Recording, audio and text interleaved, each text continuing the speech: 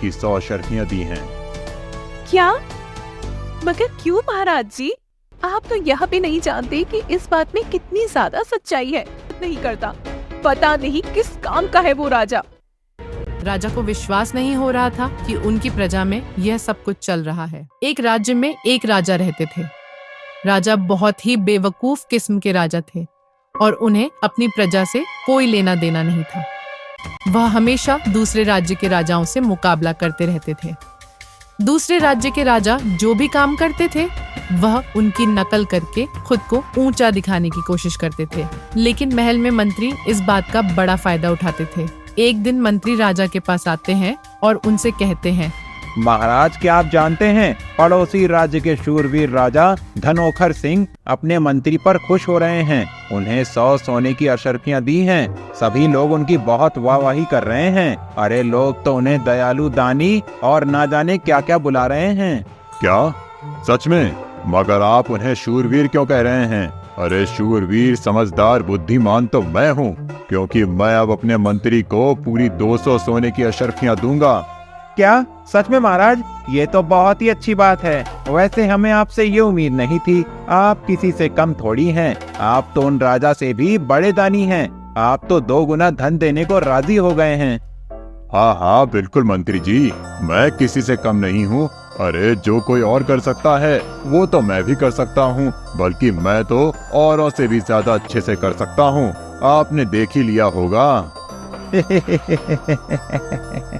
आपका धन्यवाद महाराज। वैसे हाँ, एक और बात है। समझदार और बुद्धिमान का एक ही अर्थ होता है, तो आपको 2 बार कहने की जरूरत नहीं है। मंत्री इतना कहकर वहां से चले जाते हैं और महाराज को उनकी कही बात समझ नहीं आती है।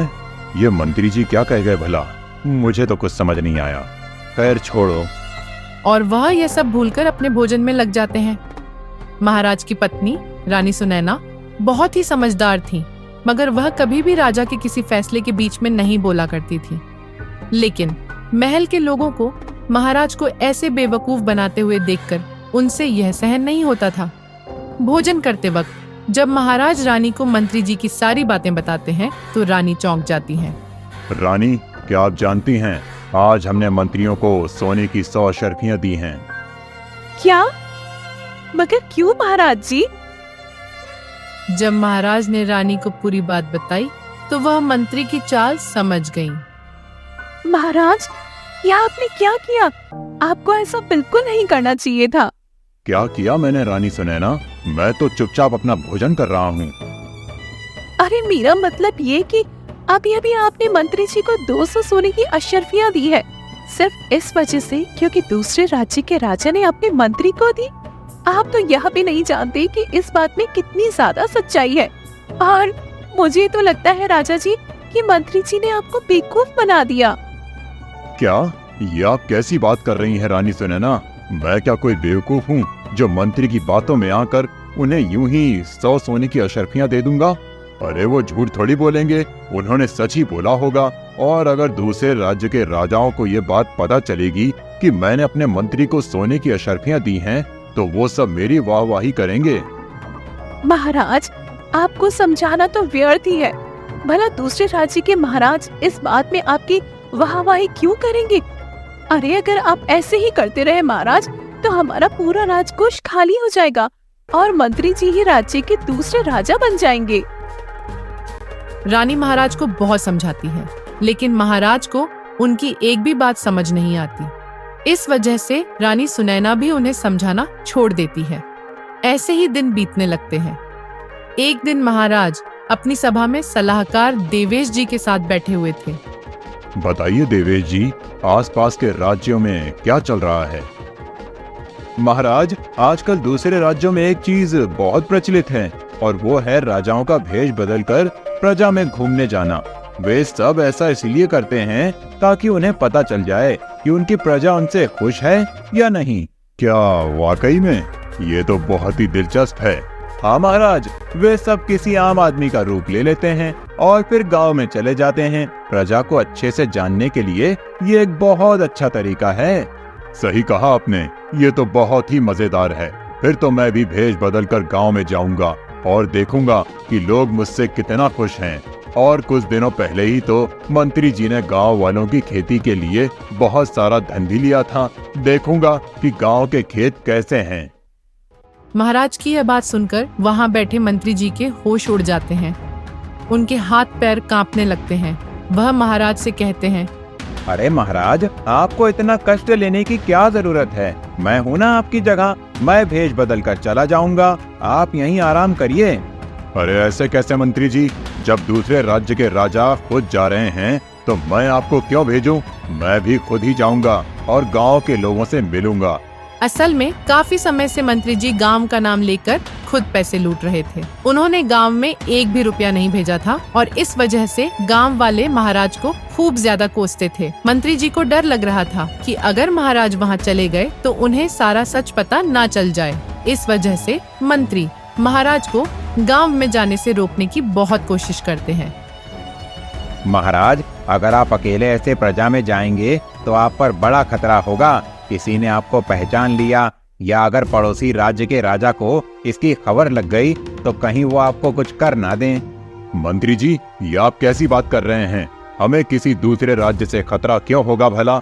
और प्रजा में तो लोग हमें कितना पसंद करते हैं, उनके लिए हमने कितना कुछ किया है।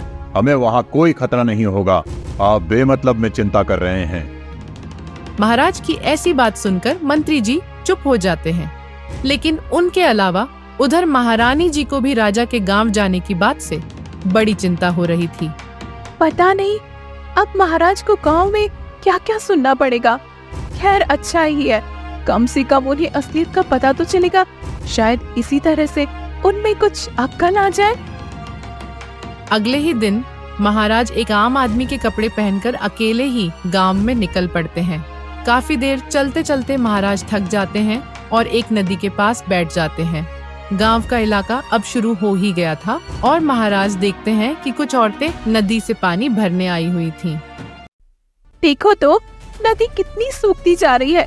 इस बार तो बारिश भी अच्छी नहीं हुई और खेतों के भी बुरे हाल है। और वो मनूस राजा इतनी बार मदद मांगने के बाद भी हमारी मदद नहीं करता। पता नहीं किस काम का है वो राजा। सही कहा बहन तूने।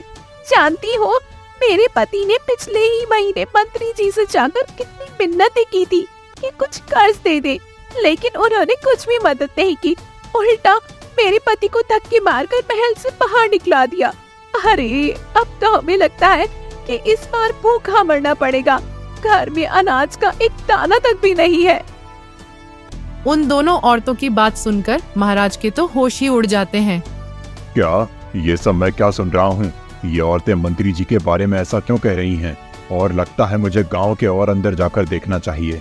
राजा जब थोड़ा और अंदर जाते हैं तो उन्हें कुछ बच्चे नजर आते हैं जो अनाज की बोरियां उठाकर एक जगह इकट्ठा कर रहे थे। राजा सीधा काम कर रहे बच्चों के पास आते हैं और उनसे कहते हैं, क्या बात है बच्चों, तुम इतना कठिन परिश्रम क्यों कर रहे हो? तुम्हारे माता पिता कहाँ हैं? हमारे माता पिता इस दुनिया में नहीं हैं, इसीलिए हम खुद का पेट पालने के लिए ये काम कर रहे हैं। अब आप हमें परेशान मत करिए और काम करने दीजिए। तुम लोग खुद काम क्यों कर रहे हो? वो मैंने सुना है कि इस राज्य के राजा ने अनाथ बच्चों की देखरेख के लिए बहुत इंतजाम कर रखे हैं, उनके खाने पीने से लेकर कपड़ों तक का। अरे साहब, आपको क्या लगता है अगर ये सुविधाएं कहीं मिल रही होती तो हम सब यहाँ पर बोझ थोड़ी ढो रहे होते? हाँ, बिल्कुल ठीक कहा। और साहब, आप हमें हमारा काम करने दीजिए, वरना अगर दिन ढल गया तो फिर हम काम पूरा नहीं कर पाएंगे और हमें पैसे नहीं मिलेंगे। इतना बोलकर बच्चे फिर से अपने काम में लग जाते हैं। राजा को विश्वास नहीं हो रहा था कि उनकी प्रजा में यह सब कुछ चल रहा है। वह बहुत परेशान हो रहे थे क्योंकि आज तक महल के एक भी आदमी ने उन्हें प्रजा की इस दुर्दशा के बारे में नहीं बताया था। राजा गहरे ख्याल में डूबे हुए थे कि तभी उन्हें कुछ शोर सुनाई देता है। ये क्या है? ये कैसी आवाज है? ऐसा लग रहा है जैसे कोई जोर जोर से रो रहा हो। राजा आवाज का पीछा करते हुए जाते हैं और देखते हैं कि एक घर के बाहर कुछ लोग बहुत जोर जोर से चिल्लाकर रो रहे थे। राजा ने एक आदमी से पूछा, क्या बात है भाई, ये लोग इतना क्यों रो रहे हैं? अरे उनके घर में एक लौते आदमी का देहांत हो गया है, अब घर में केवल महिलाएं ही बची हैं, इसीलिए वो सब रो रहे हैं। अरे ये तो बहुत दुखद बात है, लेकिन क्या मैं जान सकता हूँ कि उस आदमी को क्या हुआ था? कोई बीमारी के चलते ऐसा हुआ है क्या? अरे नहीं नहीं, वो एकदम ठीक था। उसने तो खुदकुशी कर ली। असल में वो बहुत परेशान था। क्या खुदकुशी? मगर ऐसा क्यों किया उसने? अरे तो क्या करता, कब से खेती कर रहा था और वो भी भारी नुकसान पर। मौसम खराब होने के कारण उसकी सारी फसल बिगड़ गई। उसका एक बैल था, वो भी कमजोरी के कारण मर गया। उसने कई बार शाही महल में जाकर विनती की, मगर उसे कोई मदद नहीं मिली।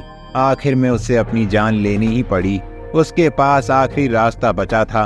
अरे नहीं, ये तो बहुत बुरी बात है। तो क्या राजा ने खुद उसकी मदद करने से मना किया? अरे नाम मत लो उसका, बहुत पाप पड़ेगा उस राजा को। हम जैसे गरीबों की जरा भी नहीं सोचता वो। खुद तो अपने महल में बैठकर आराम की जिंदगी जी रहा है। मुझे तो समझ नहीं आता कि उसे राजा बनाया किसने। यह सब बातें सुनकर राजा का दिमाग तो अब एकदम सुन्न हो चुका था। वह समझ गए थे कि प्रजा बहुत परेशान है और उनसे बहुत ज्यादा नफरत करती है। लेकिन राजा को यह समझ नहीं आ रहा था कि आखिर यह सब कैसे ठीक किया जाए। पार्ट 2 जल्द ही आ रहा है। मिलते हैं पार्ट 2 में।